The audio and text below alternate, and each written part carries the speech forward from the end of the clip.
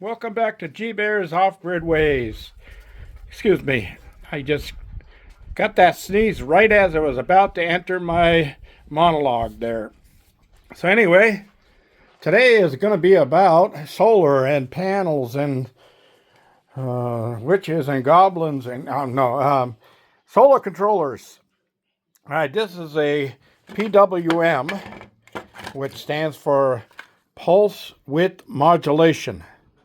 Okay, and this was a pretty good one from Windy Nation, but I shorted it, and looks like I blew this MOSFET up right there, if not two of them. So I can test those and see if they are bad and get them fixed. Now, the reason I'm showing you this is because I want to discuss a little difference between PWMs and MPPTs. Okay, PWMs are pulse wave modulators, and MPPT is maximum power point tracking. All right, so first of all, if at all possible, stay away from PWMs and get yourself all MPPTs. Why? Well, the PWM works on the voltage of your solar panel only. So you can't really hook your solar panels in series for a PWM. All right, you do that with an MPPT because it'll handle the higher voltage and lower amps. And what the MPPT does is it converts excess voltage to amps and charges your batteries faster and more efficiently. PWM won't do that. PWM will take the standard voltage of your 12 volt solar panel, and it brings it through the processor here, and it sends it out with very low amps to your battery. So it's like a slow charger. Okay, so you don't get really good efficiency with PWMs. Another problem is if your panels are a good distance or a fair distance away from your controllers and your battery bank, then with a PWM, you have to use larger wire. Why? Because you're going to be pushing out higher amps to the PWM. And when you raise the voltage by hooking your panels in series, your amps go down. Now remember I told you before in some other of my videos, Ohm's law, and don't get scared everybody, Ohm's law is very, very simple law to follow. And you won't get a ticket for not following it. Anyway, let me get that fly. Oh, got him. So anyway, the thing is that Ohm's law says that watts equals amps times volts, okay? So, with that being said,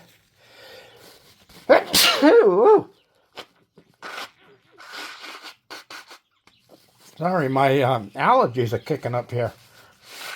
I am allergic to dust, and I never was before. I was in construction all my life and never had a problem with dust until I retired and moved to the desert. All right, so back to the controllers. All right, so with Ohm's law, let's say you have a 12 volt panel and a 10 amp. What was that all about? She came over and bit me in the knee. A little turkey. So anyway, the Ohm's law. So you got a 100 watt panel, okay? So if it's, now let's go the other way. Let's go at the voltage. So it's 12 volts you're talking about. And you've got 10 amps. So 10 times 12 is 120. So your panel would be 120 watts. Okay? It's that simple. Very simple. And you can flip that equation around. So if you want to know what the amps are, you can divide the volts into the watts. So if you got a 100-watt panel and you say you got 10 volts, 10 goes into 100 10 times, so you got 10 amps. See, very simple. So with that formula, you can figure out your needs and your requirements for a lot of stuff. Now, if your solar panels are a distance away from the controllers and your battery bank, you're going to have to use larger wire, and that means that you're going to spend more money on wiring to bring in less efficient power. So get away from that. Go to your MPPTs, hook your panels in series, and you come in with a higher voltage, but you're going to save on the electricity on the wiring, so you're going to put that money towards a better MPPT. Okay, now this is not a bad MPPT. And the reason I got this here, I've taken the screws out. You can see them all on the panel there. So you can see the inside of this. Okay, this is a PWM. What do you see on here? Nothing but small little items and a few MOSFETs. Okay, so that is MPPT. I mean, that is PWM. MPPT now. You lift the cover off of that, and the first thing you're going to notice is this unit right here. Okay, now that unit is what converts your volts to amps. Okay, so if you don't see one of those inside the unit when you open it, it's not MPPT.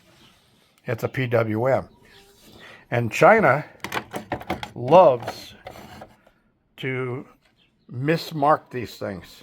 They'll slap MPPT onto a PWM controller, and they'll sell them as an MPPT, and these people are buying them because they don't know the difference. They don't know what to look for to see the difference. And they're getting a piece of crap that doesn't work for their system. And if you try hooking your panels in series and running them through a PWM, you're going to have problems because it can't do that. Now, almost every one of these controllers, somewhere on them, will have a label like this, okay? Now, you can see this is rated at 30 amps, 12 or 24 volts, 48 volts DC maximum can be put into this. Okay, so that's the most voltage you can put in. Now, most these 100-watt panels are like 24, 27 volts tops, somewhere in that neighborhood. Okay, so that's what they're talking about. These are for smaller solar systems. Now, if you tried putting 48 volts in, that would be like one big 300-watt panel, and that's the maximum that you could put into the unit. All right, so stay away from PWMs, go to MPPTs. Don't be afraid to take the screws off. Be careful taking it apart so you don't tear any wires out when you're doing it. But look inside, look for that big unit, that big transformer in there that converts high voltage to amps, and that'll help you out. All right, so while we're out, let's move on down. I got a couple other things I want to show you in the battery room. Battery, battery, where the love lies. Oh, wrong song. Okay, I'm sorry about my sniffling. That just came as soon as I stepped out. I was in the cabin a little while ago drinking some cold water, and no problem. Not until I stepped outside. And yeah, the winds are back. So, what can you say? All right, so in here, you remember I showed you that I had these two, the red and the black. That's going into the solar panel connection. So what I was doing was coming off my bridge rectifier on the wind connection and going into the controller and then going down to the batteries to charge the batteries. And that was working pretty good. But I said I was going to try putting it into where the turbine goes. Okay, and this turbine is a 3-wire, all the same color. That means it's an AC turbine. And when you see in the light flashing like that, that means it's charging. So right now, these hybrids are MPPT, but remember, you can't connect both wind and solar. It's one or the other at one time. Okay, so I disconnected where I was going in to the solar connection, and I connected straight off of the 3 wires coming in from my PMA into the 3-wire connection on the controller, and you see the light flashing saying charge. And the wind is calming down right now, so it's flashing less. And when that light comes on solid, that's putting a solid charge into my batteries. So it still works as a hybrid, but it's wind/solar, not wind and solar. You can't do both of them. It's one or the other. And this is the same thing, this green one. Okay, it's a slightly different unit, but it's the same thing. On this one actually has a dump load connection on the 2 sides here. And the solar panels go down at the bottom. Okay, now remember, it doesn't matter what type of controller, all controllers, you connect the battery first. All of them. It doesn't matter who makes it, where it comes from, always connect the battery first. Okay, now that tells the computer inside of these things what voltage you're dealing with. And then when you connect your solar panels or whatever, this thing will automatically convert it to the proper charge voltage for your battery bank. That brings me to one other point. There seems to be a little confusion about what a controller does. Now this is a Midnight Classic 150. The 150 means I can go up to 150 volts input into that unit. So I can string my solar panels in series. That's positive, negative, positive, negative, positive, negative, all the way down the line until I reach 150 volts. But actually 162 volts, because Midnight allows you to not only go by the 150, the number of this unit. They make a 150, 200, and 250, but this is the 150. They not only go by the 150, but they also add to that the voltage of your battery bank. So I'm on a 12 volt system, so it's 150 plus 12, which is 162 volts I'm allowed to put in. Now what I got coming in right now is 102.9. all right, and I think I had that set for like 108 volts or something like that. So the sun is getting a little low in the sky, and that's where we're at. But you see I'm on float, and I go on float by 7 o'clock every morning. All right, so I've got plenty of solar coming in, and I get asked, how much solar can you put into a unit? Well, each one is different. You have to get the manual or go online to their website and look it up, and it'll tell you the maximum wattage that you're allowed to put into the unit. Okay, and this one I think is 1,000 watts. And I hate to tell them, but I'm putting more than that through this thing, and it's working just fine. Right now I've got 115 watts or so coming in at 8 amps, 22 amps, up in that area, okay? So that's because this unit is regulating how much power it comes through. So don't get in the idea, people ask me, what size inverter can they run from the controller. Well, the inverter doesn't run from the controller. The controller is like a battery charger for your car. It regulates the amount of voltage from what's coming in through your panels to what goes out to your batteries, which is normally around 14.1 or 14.2 volts, which it goes from the controller back down into your batteries. So it has nothing to do with your inverter. Your inverter connects with heavy wires like this to your battery bank. Okay, so your inverter runs off your batteries, not off of your controller. What the controller is designed to do is to maintain the charge in your batteries. So don't let that confuse you to thinking that you can't. This is, I think, a 4,000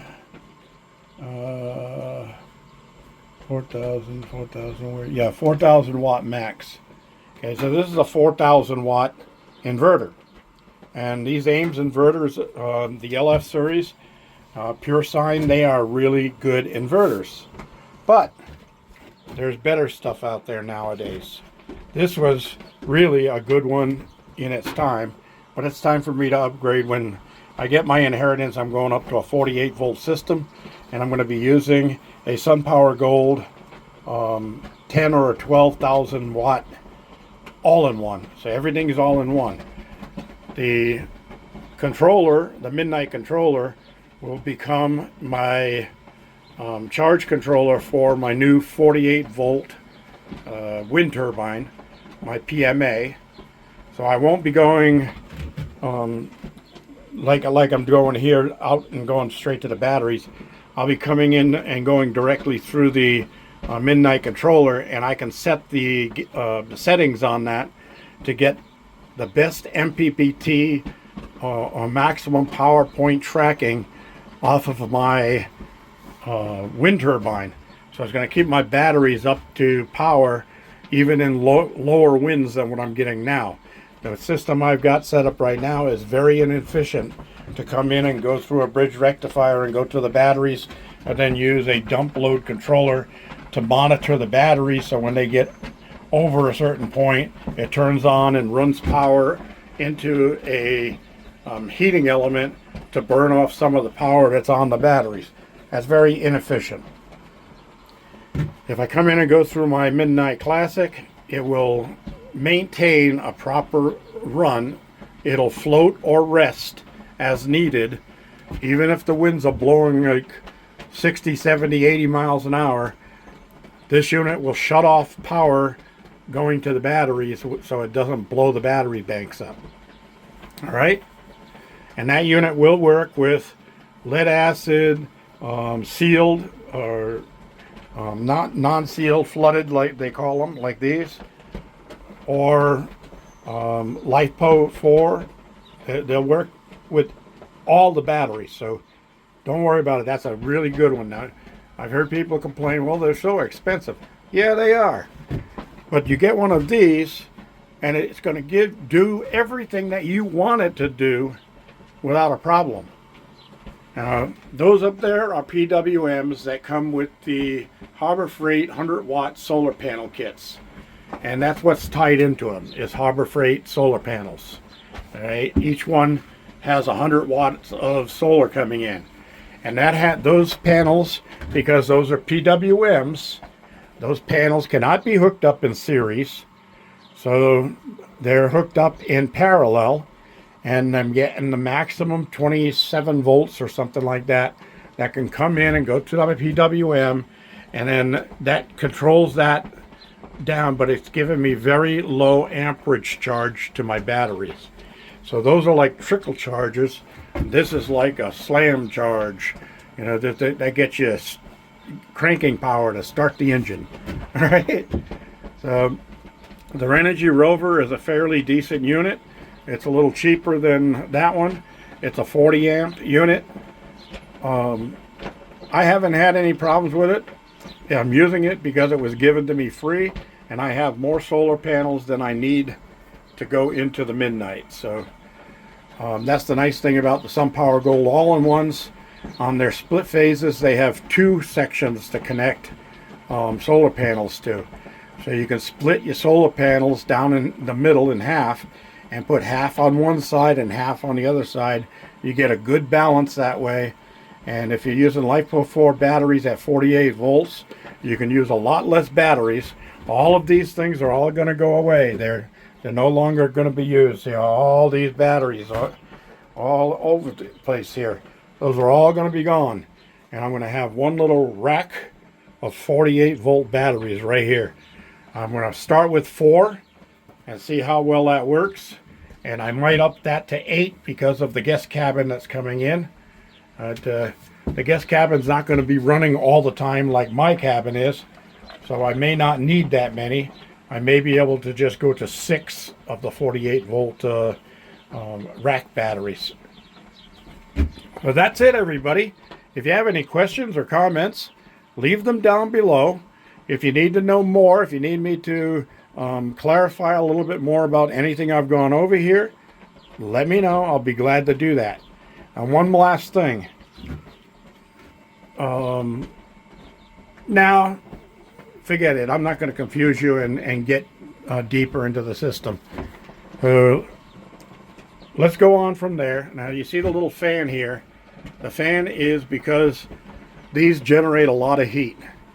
And what that does is it blows some cool air that's coming from outside over the tops of these, and it runs down through them and out these little vents and stuff on the side. I put my hand here and I can feel airflow. That's what I want. I want to keep them cool. Hot electronics is never a good thing. This is G Bear. Thank you for joining me and signing off.